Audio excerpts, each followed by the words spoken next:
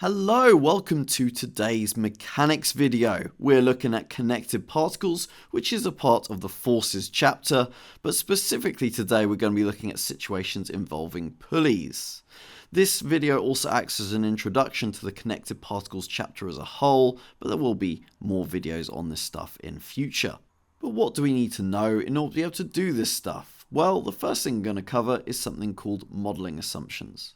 As the name suggests, these are things that we are assuming to be true in order to make the situation easier to model using the equations we're going to be using. Unfortunately, in the real world, these really are just assumptions, as most of the time they aren't actually really true. But luckily for Maths A-level, we don't have to deal with those scenarios, which therefore will make our lives a lot easier today. So, what are these assumptions? Well, the first of which is assumptions about the pulley, and the main one is just that the pulley is often going to be modelled as being smooth. Smooth means, in general, that no friction's involved, so specifically in this scenario we're assuming there's no friction between the string and the pulley. This modelling assumption is definitely one that's going to come up again because we're going to be looking at the force of friction in more detail in a later chapter. But for now, all we need to know is that it's going to make the scenario easier because there's going to be one less force to think about. We also need to be aware of some modelling assumptions involving the string, and there are two main ones we need to be aware of.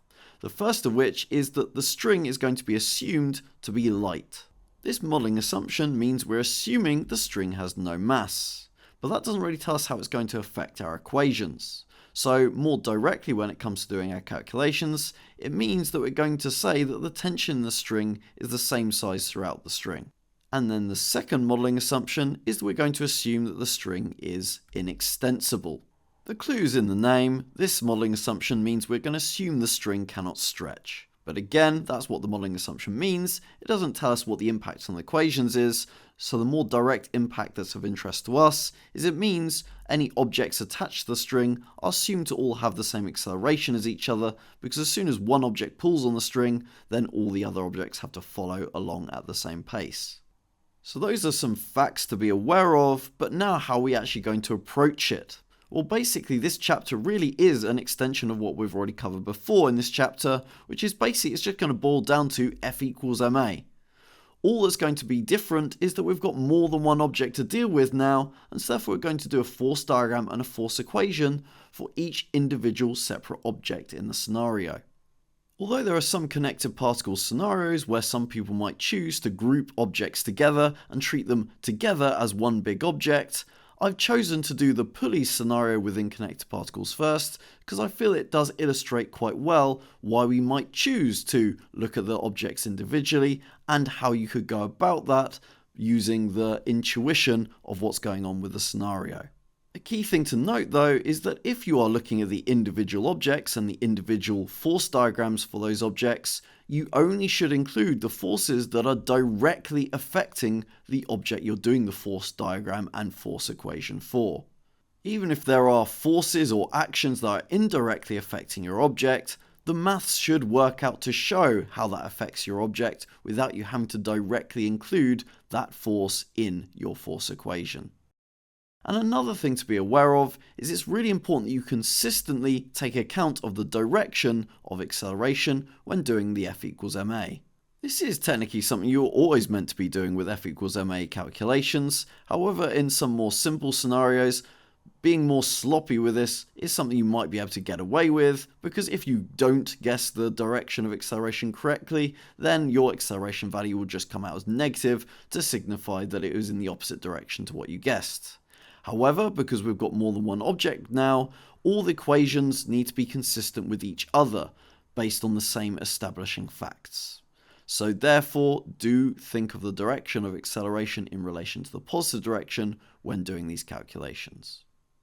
Okay, let's take a look at an example. So, as I've said before, the first thing I'd like to do with an example is just try and read through and get my head around what's going on. Maybe draw a diagram to help me picture what's going on, but not a force diagram. We're going to do that in a second separate read through. So in this first read through, I'm reading the fact we've got two particles, they're attached to opposite ends of a string, and the string is then passing over a pulley. So I then might draw a diagram to help me visualize that. I've got a pulley, I've got a string passing over it, and either end is then attached to a object. And these are our two particles, particle B and particle C. Basically, these objects can therefore move freely up and down, and as one goes up, the other must go down, and vice versa. The next thing to consider is what would be happening if this situation was happening in front of us, and for that we might want to start considering the mass of the two objects. If one of the objects has a mass of 12 kilograms, and the other object has a mass of 7 kilograms, hopefully it's fairly clear to you that the object that's 12 kilograms is going to be heavier and therefore is going to win the proverbial tug of war between these two objects, meaning the 12 kilogram object will travel downwards, or at least start accelerating downwards, and therefore as a result that means it's going to be pulling on the string, which is then going to in turn be causing the 7 kilogram object to be pulled upwards. So that's just using intuition about what we would expect to happen if this scenario is right in front of us with actual objects. Our understanding of the world is what leads us to know this is what's going to happen, rather than any in-depth physics knowledge. Okay, now we've had that initial read-through, we're now going to do the second read-through, where we're going to go more in-depth into what's going on. To do that, we're going to do some force diagrams for our two objects as we go. So we've got two particles, B and C, they're attached to the opposite ends of the light inextensible string, which we've already drawn on there. But then the pulley's also fixed into place. That's also, by the way, something I didn't mention, but it's good because it means we don't have to worry what's happening to the pulley. Particle B has a mass of 12 kilograms, so I'm going to start doing a force diagram for particle B. So I'm going to draw a box, I'm going to label it particle B, and then I'm going to put 12 kilograms in there. Immediately I realize if it's got mass, then the object must have weight. So we're going to have the weight force 12g going down. We've then also got the particle C, which has got a mass of 7 kilograms. So now I'm going to do a force diagram for C. And so therefore we could label that as well. So then that's 7 kilograms. And again, we know therefore it's got weight going down of 7g. The system is released from rest, and basically what they're telling us when they say that is they're saying somebody's just going to leave this scenario alone to its own natural causes. So therefore, what you're expecting to have happen will happen. The 12 kilogram object will go down, the 7 kilogram object will go up. We've then got to calculate the acceleration of the particles and the tension in the string. Now it's worth mentioning, although this question is separated out into a separate part A and part B, often for exam questions involving these things, they won't tell you how many marks the individual A and B part of this question will be worth. They'll instead just tell you what the overall amount of marks for this entire question is worth, and that's because actually these two things are interconnected. The calculations for one are directly linked to the calculations for the other, so actually it doesn't matter which of the two you calculate first, so it's kind of more difficult to separate them out and say, oh, that particular thing is going to be this many marks versus the other thing being more or less marks. Nice. The next thing we need to consider is there's some extra forces involved that haven't been told to us in the question that we haven't drawn on there yet. Because ultimately, we realize these two objects are attached to a string, and they're both pulling on the string. In fact, more specifically, the 12 kilogram object is going ahead of that and is even using the string to pull the other object up. Something I've already mentioned in a previous video is that tension is the force of something being pulled via some rod or string. So therefore, we are going to have tension involved in these force diagrams as both of these objects are connected to the string. But what direction is tension going in? Well, something to be aware of straight away is the 7 kilogram object. That's the one that's a bit more easy to understand. The 7 kilogram object is traveling upwards. Why is it traveling upwards? Well, it's because it's being pulled upwards by the string. So therefore, the 7 kilogram object has tension going up. But what about the 12 kilogram object? Well, for that object, tension is also going up. Instead of the tension, though, being the cause of that object moving in the way it is, in this case downwards, in reality, in this case, the tension is acting like a resistance force. In real life, if you ever try to pull a heavy object, you might notice this effect happening there as well, because you'll notice as you try to pull the heavy object, that heavy object will be resisting you as you try and pull it along. So that is kind of what the tension is doing here. The tension acting on the 12 kilogram object is signifying the resistance that the 7 kilogram object is giving as we're trying to pull it up. And so that is all of the forces that we need to consider for these diagrams. We aren't going to have to include a reaction force this time because these two objects are hanging freely, so they're not coming into contact with another solid object. And while I'm at it, I should therefore once again reiterate that you should only include forces that are directly affecting the object you are doing a force diagram for at a particular time. Some students feel tempted to start including extra forces out of nowhere to try to somehow take account of how these two objects are interacting with each other, but see, the reality is that's why we already included tension. The particles B and particle C are not directly coming into contact with each other, so aren't directly affecting each other. Any interaction between the two of them is happening because they're both directly attached to the string, which provides the tension force, and therefore any interaction between particles B and C is happening through that tension force. Any effect is being passed through that from one to the other. So we don't need to do anything extra to take account of that effect because we already have done it. Don't overthink the situation. So now that we've dealt with the force diagrams, we can now get on to doing the calculations. And to do that, we're going to do an F equals ma. But one last thing I'm going to do before we continue is it's always a good idea to represent the acceleration on your force diagram. And again, I'm going to use those double arrows to the side. So the 12 kilogram object is going down with an acceleration of currently unknown quantity. So I'm just going to label it as A. Conversely, the other object is going to be accelerating upwards, as we already mentioned. But the size of that acceleration is going to be the same as the magnitude of the acceleration of the other object. And that's going back to that modeling assumption we highlighted earlier of the fact the string is inextensible. It means the two acceleration values have got to be the same. And while I'm at it, also highlighting the other modeling assumption of light. And once again, reminding you that's the reason I labeled both tension forces with just capital T, implying they're the same value as each other, because they are due to that particular modeling assumption.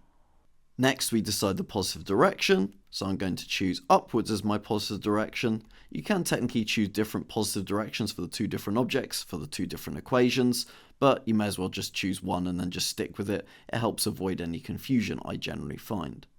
So then, as I've chosen upwards as my positive direction, let's look at the forces and then decide if we're adding or taking them away. Tension is going up, that's in the positive direction, so I'm going to add it. 12G is going down, which is in the opposite direction to the positive direction, so therefore I take it away. That's the F part of F equals ma done, so then we move on to equals m, which is going to be 12 for that object, and then watch out. The acceleration is going down, and as upwards is my positive direction, therefore I'm not just going to put the A as A. If it's going down, that must mean it is negative A, so it's 12 lots of negative A. Cool. Of course, that could then just be more simply written as t minus 12g equals minus 12a, but it's important you have that negative sign involved. For the other object, again, we could do the same process. So the t force is going up, that's in the positive direction, and then we have the 7g force going downwards, so therefore we take it away, and that's going to equal the mass, which is now 7 this time, but the acceleration is this time going up, which is therefore in the positive direction, so I'm just multiplying by positive a this time. Cool.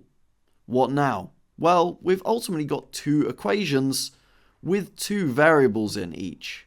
Remember, the g is not a variable, that's just 9.8, so that's a number we can calculate. I always like to write my method in terms of g because that's often mimicking what the mark scheme's done, and also just saves time with calculating stuff on the calculator until later when we really need to. But as I said, we've got two variables here, the t and the a, but two equations. So what are we going to do if we got two equations with two unknowns? Of course, it's just simultaneous equations. So in reality, this is all connected particles questions really are. They're just F equals ma questions with simultaneous equations thrown in there. So therefore, going ahead and solving those simultaneous equations, I can rearrange the second equation to be t equals by moving the 7g over to the other side. I can then plug that into the other equation to get my replacement for t, minus 12g equals minus 12a. I could then choose to move the minus 7a onto the other side, or rather, I mean, take away 7a from both sides to move it onto the other side. That'll mean I end up with minus 19a on the right hand side. On the left hand side, I'll end up with minus 5g. That means I can therefore work out a by dividing both sides by minus 19, which will get me that a is equal to 5/19 lots of g in exact form, but writing that as a decimal, which is what we'd normally choose to do, you'll get 2.6 meters per second to two significant figures. Cool. And so then we can plug that value of a back into one of the equations we had above to help us work out t. We know that t is 7g plus 7a, so therefore it's going to be 7g plus 7 lots of 5/19 g.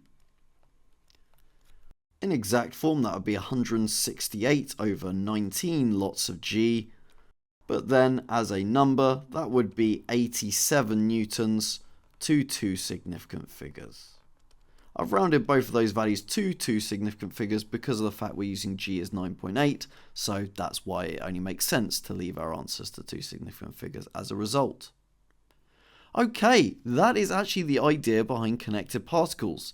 There are more layers I still have to add on to this, and there is also a particular part B to these pulley questions specifically that I'll want to talk through, but we'll save all this stuff for a future video. For now, this is just the basics behind connected particles and also an introduction to what the modelling assumptions that we need to know are, because sometimes you get asked worded questions that ask you to explain what assumptions we're making when we're referencing those words. Okay, that will do us for today. See you in a future video. Goodbye.